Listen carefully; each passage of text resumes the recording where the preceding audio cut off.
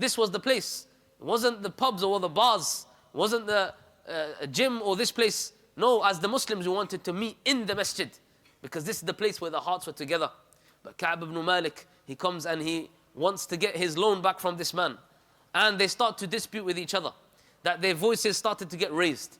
And Rasulullah sallallahu alayhi wasallam was in his house. He moves the curtain of his house and he looks towards Ka'b ibn Malik, and he says to him that, "O Ka'b, remove half of the dain for him, remove half of the debt for him."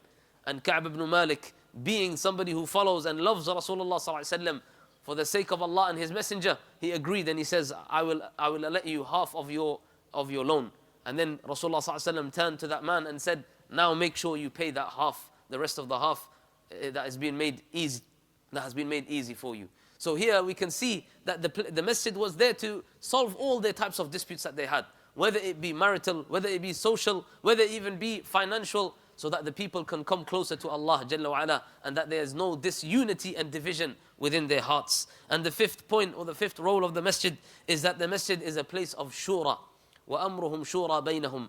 That this Rasulullah sallallahu alaihi wasallam, he would address the Sahaba, he would address the people of authority and the people of trust amongst the Sahaba, the seniors of the community, and he would ask them for their opinion, and ask them for what their thoughts are on particular issues. And such an example is when our beloved mother Aisha radiallahu ta'ala anha, when she was accused, and in that incident, Rasulullah sallallahu alaihi wasallam brought the likes of Abu Bakr and Umar and the senior of the Sahaba, and he consulted them that people are accusing me and accusing my family